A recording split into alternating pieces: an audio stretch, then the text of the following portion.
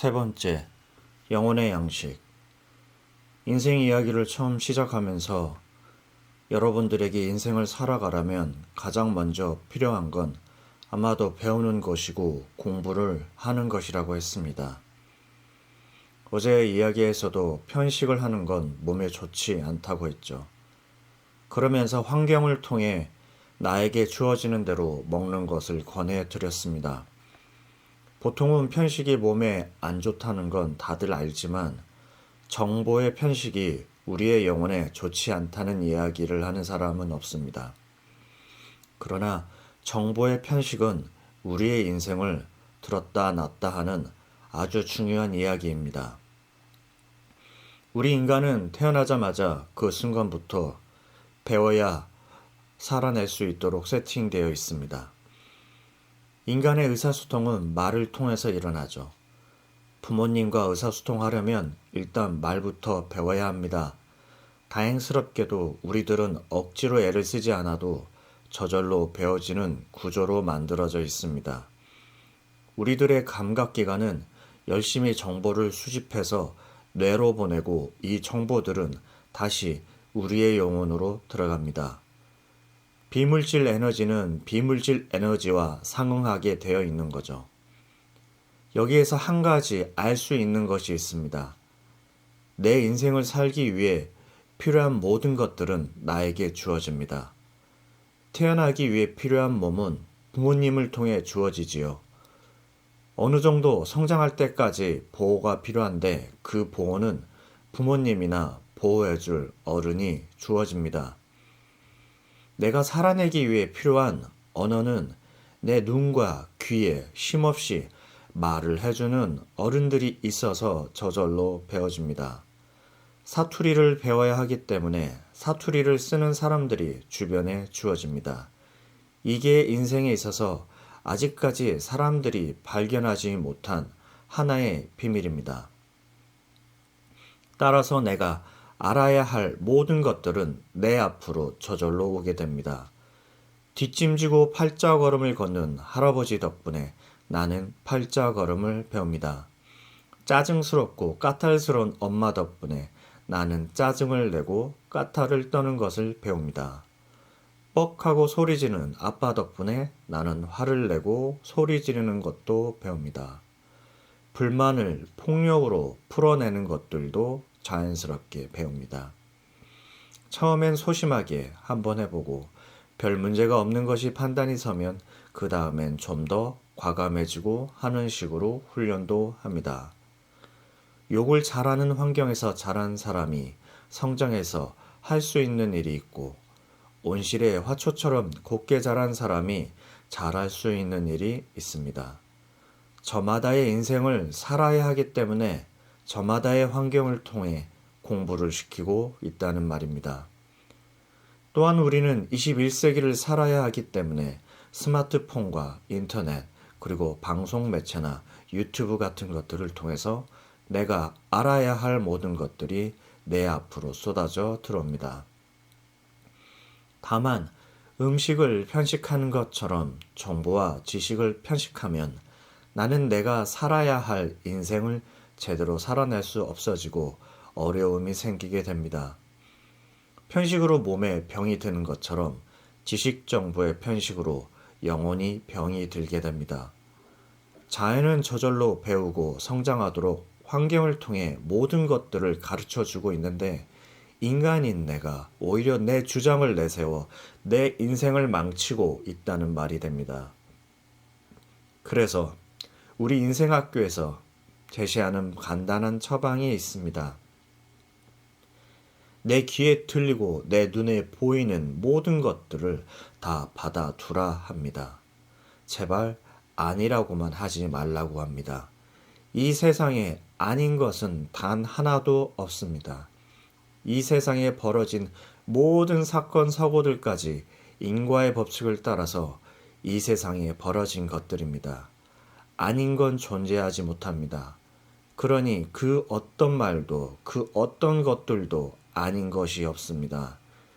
인간 군상의 일들을 받아두면 내 인생을 살아가는데 언제 쓰여도 쓸 것이니 아니라고만 하지 말고 받아두는 훈련을 어려서부터 하는 것이 좋습니다. 만약 나이가 많다고 여기신다면 지금부터라도 하시기 바랍니다. 아무리 나이가 많아도 죽는 순간까지 인간은 배워야 합니다. 우리가 언제 그 나이를 살아봤나요? 우리가 언제 죽음을 경험해 봤나요?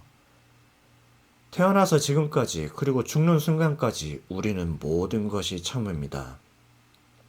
그 처음을 경험하는 중이니 늦은 때란 존재하지 않습니다. 나는 이만큼까지만 알고 가면 됩니다. 인생의 목적은 오직 영적인 진화에 있으니까요.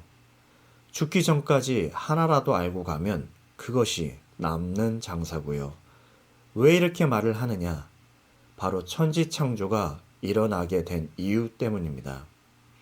이미 말씀을 드렸듯이 우리 인간의 영혼은 불생불멸의 존재들입니다.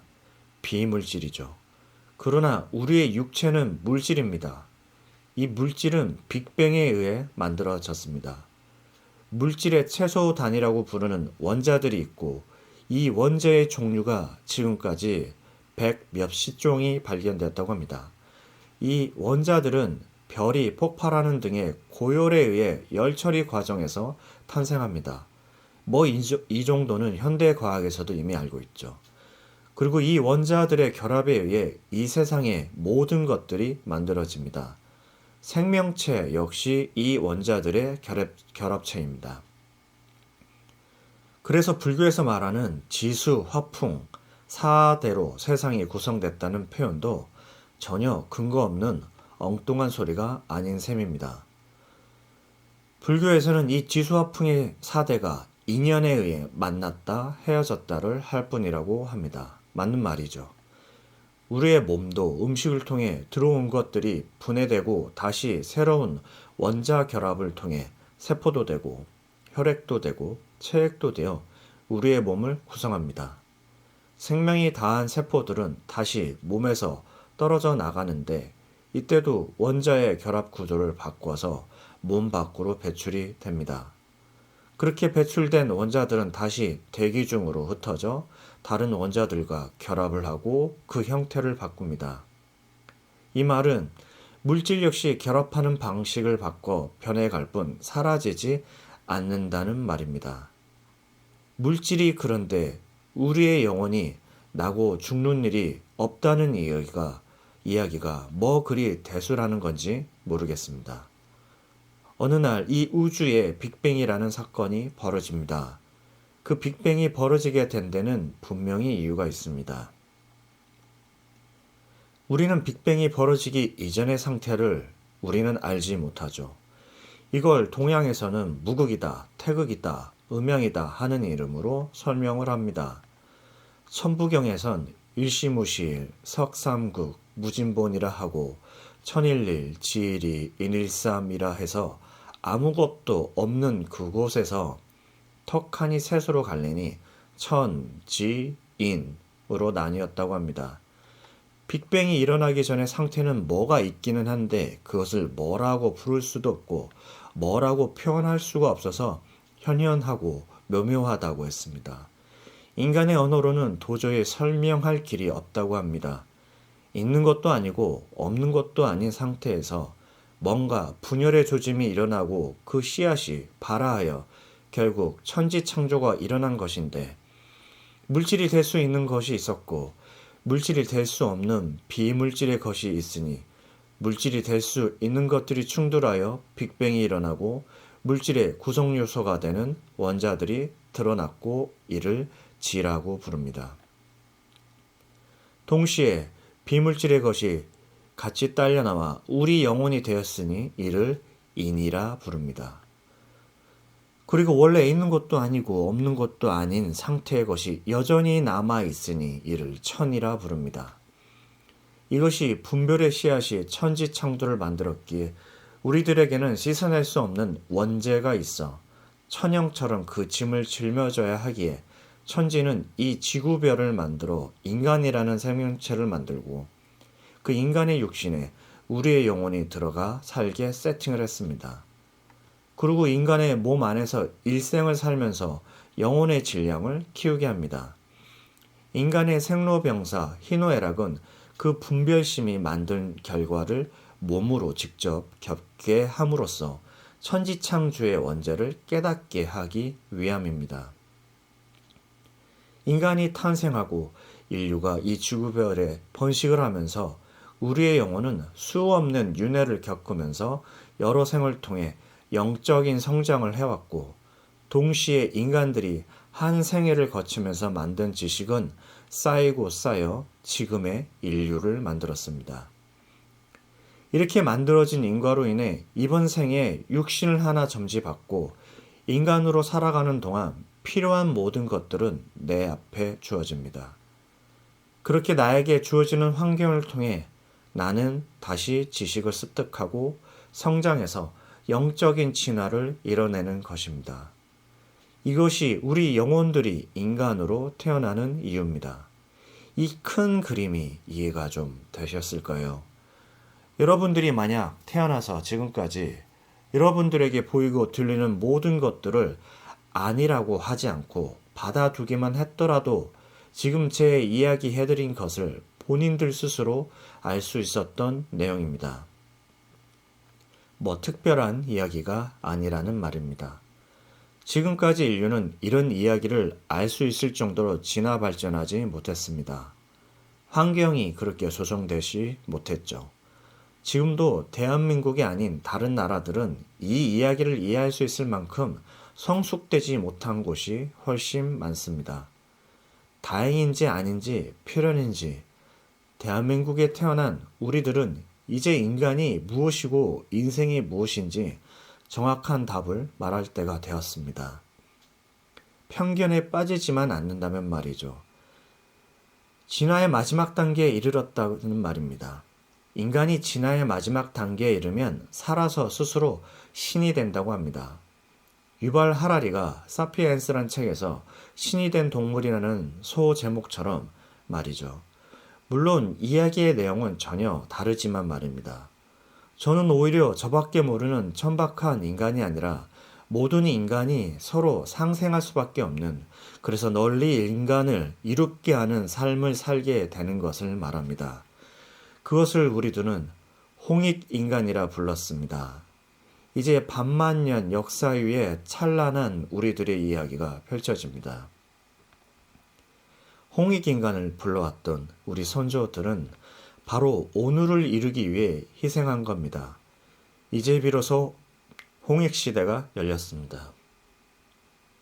왜 그렇게 이야기하는지 이제 한번 설명을 해보겠습니다. 인류가 이 지구별에 출현을 하고 지금까지 한 일은 영적인 진화였습니다. 그 영적인 진화는 세상의 모든 것에 이름을 붙이고 정보들을 수집해 지식을 만드는 작업이었죠. 농사를 짓기 시작하면서 정착 생활을 하고 잉여 생산품을 만들면서 거래와 자본이라는 것이 만들어집니다. 집단 생활의 범위가 커지고 부족에서 국가로 성장을 했고요. 아프리카에서 출발했던 인류는 이 지구별 곳곳에서 정착을 하면서 각자 자신들의 환경에서 자신들만의 고유한 문화를 만들며 성장했습니다. 거대해진 집단은 주변에 영향을 미치면서 진공청소기처럼 주변을 흡수해버리기까지 합니다. 제국의 출현이었죠. 그러는 사이 생각의 씨앗을 뿌리는 사상가들도 출현을 합니다. 3000년 전에는 그 사상가들이 대거 출현해 중국에서는 제자백가 시대를 열었고 그리스에서는 소피스트들의 시대를 열었습니다. 그렇게 뿌려진 씨앗들은 자라서 지금까지 인류에게 영향을 미치고 있죠. 종교의 씨앗을 뿌리는 사람들로 출현을 합니다. 인도에선 석가모니가, 이스라엘에선 예수가, 아랍에선 마호메트가 출현을 했습니다. 이동이 쉽지 않았던 그 시절에는 조금만 자기가 사는 지역을 벗어나도 환경과 문화와 생각들이 달라 다툼과 갈등이 빈번하게 빚어졌고 전쟁까지 불사하는 일이 잦았습니다. 아이러니한 것은 전쟁을 통해 인류의 과학기술이 비약적인 발전을 하게 됩니다. 박해를 받을수록 생존을 위해 열심히 노력한 결과 유대인들은 일찍 자본의 눈을 뜨고 돈을 빌려주고 받는 과정을 통해 은행과 주식이라는 형태를 만들어냅니다. 과학기술의 발전으로 인쇄술이 개선되자 특정인들에게 권력으로 작동하던 지식이 일반인들도 접촉할 수 있는 것으로 변해갑니다. 성경이 인쇄되자 종교개혁이 일어났고 자본이 축적되고 해양 지도가 인쇄되면서 항해술이 비약적으로 발전을 합니다. 제국주의가 전 세계를 휩쓸자 축적된 자본과 과학기술이 날개를 달고 산업혁명까지 일으킵니다. 각자 저마다의 땅에서 각자 성장하던 인류는 무역이라는 이름으로 다시 연결되기 시작을 합니다. 그 과정에서 일어난 수많은 전쟁들로 다시 과학기술은 발전을 하고 말이죠. 드디어 인류에게 민주주의와 전체주의, 그리고 자본주의와 사회주의, 공산주의 같은 사상이 집약되면서 두 차례의 세계대전이 벌어집니다. 이 지구별의 인류는 두 차례의 전쟁 끝에 제국주의는 몰락하고 공산과 민주라는 양대 진영으로 갈리고 냉전의 시대를 맞이합니다. 대신 무역이라는 이름 하에서 전 세계가 하나로 연결되는 일이 벌어졌죠. 냉전 시대의 무역 개방은 자본주의 진영을 살찌게 만들었고 사회주의 진영을 싹을 키워보기도 전에 자멸하게 됩니다. 그리고 전 인류가 자본주의 사회로 완전하게 개방이 되면서 20세기를 마감합니다. 이러한 인류의 연결을 더 촘촘하게 만드는 혁명이 일어나니 그것이 인터넷입니다. 오프라인 세상에 온라인이라고 하는 가상의 세상이 만들어지면서 인류는 하나의 유기체처럼 연결이 되었습니다. 하나에서 출발했던 인류가 다시 하나로 연결되는 희귀한 현상을 우리는 목격하고 있습니다. 인류가 하나로 연결되고 세상의 모든 정보들은 더 이상 독점되지 못하고 인터넷이라는 가상의 공간 속에 모두 들어오고 있습니다. 집단 생활로 시작된 인류의 분업은 점점 거대해져서 이제는 한눈에 들어오지 못합니다. 미국 회사의 제품을 중국과 베트남, 인도 등에서 생산을 하고 대한민국에서 사는 우리들이 소비를 합니다. 내 옆집에 사는 누군가가 한 일이 나에게 어떤 영향을 미치는지 우리는 알지 못하는 세상에서 살고 있습니다. 그러나 조금만 상상을 해보면 우리들이 어떻게 연결되어 있는지 알 수 있습니다. 내가 먹는 쌀 한 톨에도 온 우주가, 온 인류가 동참을 합니다. 쌀 한 톨이 심어지기 위해선 누군가 마음을 내어 논에 별을 길러야 합니다. 그리고 태양과 바람과 비가 적절하게 동참해야 하며 그 수고스러움 끝에 별을 수확해도 그것을 유통하는 사람들이 또 동참을 해야 합니다. 누군가는 물건을 실어 나르고 누군가는 판매를 하고 도매에서 소매로까지 넘어오는 기간 동안 얼마나 많은 도로와 기반시설들을 거쳐야 하며 그 도로와 기반시설과 운반시설들이 만들어지기 위해선 또 얼마나 많은 이들의 수고스러움이 담겨야 하는지 우리들은 알지 못합니다. 어쩌면 내가 그렇게 미워하는 그 사람의 도움으로 내가 오늘 밥을 먹고 옷을 입고 편리한 삶을 살 수 있는지 모릅니다. 이미 이 지구촌은 아주 세밀한 분업화가 이루어져 서로가 서로를 필요로 하게 만들어 놨습니다. 내가 커피를 마시기 위해선 지구 반대편에 있는 커피 농장에 눈물과 땀이 있어야 가능합니다. 나는 내가 아닌 모든 인류의 수고스러움 속에 이처럼 따뜻한 방 안에서 시원한 사무실에서 내가 하고 싶은 일을 하며 살아갈 수 있다는 말입니다. 이 지구별의 형제들은 내가 나만 알고 내 돈벌이에만 골몰하고 있는 동안 나를 살리고 있었다는 말입니다. 21세기는 이미 상생을 해야만 살아갈 수 있는 상태입니다. 상생을 하지 않으면 한순간에 공멸로 갈 수 있을 만큼 진화 발전을 했습니다. 우크라이나와 러시아의 전쟁에서 알 수 있듯 방심하다 핵이라도 터지는 날엔 우크라이나와 러시아만의 문제로 끝나지 않는다는 말입니다. 온 인류가 피와 눈물과 희생으로 만든 상생의 시대에 상생으로 살지 않으면 서로 공멸하게 됩니다. 잊지 마세요. 너와 나는 둘이 아니고 하나입니다. 형제가 형제를 미워해서 되겠습니까? 다시 우리들의 이야기로 돌아가 봅시다. 사람이 빵으로만 살 것 아니요 하는 이야기를 들어보셨죠? 우리 인간은 먹고 싸고 생존을 위해 살아가는 동물이 아닙니다. 동물의 육신에 영혼이 하나 들어앉은, 그래서 신도 아니고 동물도 아닌 중간적인 존재입니다. 따라서 인간으로 살아가려면 배워야 합니다. 또한 자연은 우리들이 노력을 하지 않아도 저절로 배울 수 있도록 우리의 몸을 만들어 줬습니다. 오감을 통해 정보들이 저절로 들어오도록 해놨죠. 이 정보들이 쌓여 지식이 됩니다. 지식이 쌓이면 영혼은 성장을 합니다. 다만 인과의 법칙을 따라 인간의 몸을 하나 점지받은 것처럼 내 인생을 살아가는데 필요한 정보들도 저절로 내 앞으로 옵니다. 아프리카에서 태어난 아이가 보고 듣고 알아야 할 것이 있고, 중국에서 태어난 아이가 보고 듣고 알아야 할 것이 있으며, 대한민국에 태어난 아이가 보고 듣고 알아야 할 것이 있습니다. 또한 같은 대한민국에서 서울에서 태어난 아이와 부산에서 태어난 아이, 부잣집에서 태어난 아이와 가난한 집에서 태어난 아이가 알아야 할 것들은 다 다릅니다. 우리의 얼굴 생김이 80억 개인 것처럼, 우리의 부모가 전부 다 다른 것처럼 우리가 마주하는 환경은 모두 제각각입니다. 면면이 핏줄을 타고 흘러온 생명의 연원은 단순하게 유전적인 정보만 전달하는 것이 아니라 주변의 환경들도 모두 같이 전달이 됩니다.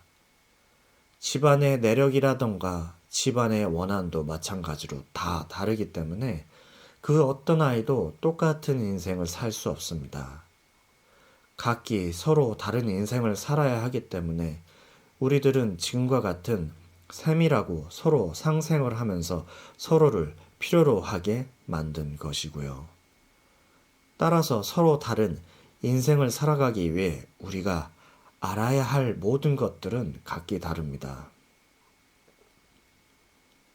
이 다른 정보들이 인과의 법칙을 따라서 착착착 저마다에게 환경을 통해 흘러 들어갑니다.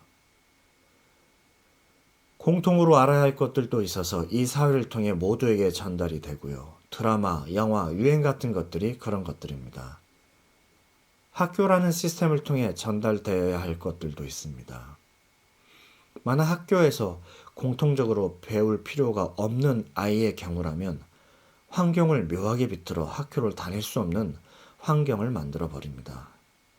그러나 그런 경우라 하더라도 이미 인터넷이라는 가상의 공간으로 유입된 이 세상의 모든 정보와 지식들은 내가 알고자 하기만 하면 필요한 수준만큼은 확보할 수 있는 환경도 제공되었습니다. 그런 세상이 왔다는 걸 우린 모두 알 수 있고요. 다시 말하지만 내게 필요한 정보들은 모두 내 앞으로 옵니다. 다만 그 정보와 지식을 받아들이고 말고는 나에게 달려 있습니다. 반드시 알아둬야 할 것들이라서 내게 왔지만 나는 집안 식구들의 영향으로 일찌감치 종교를 받아들여서 내 종교와 위배되는 모든 정보들은 받아들이지 않습니다. 이렇게 되면 나는 정보의 편식을 하게 됩니다. 이런 정보의 편식이 어디 이거 하나겠습니까? 부모의 행동을 통해 배운 습관은 나를 절름발이로 만듭니다. 자랄 때 어떤 사람을 만나느냐로 우리의 인생이 좌우되는 것도 이런 까닭입니다.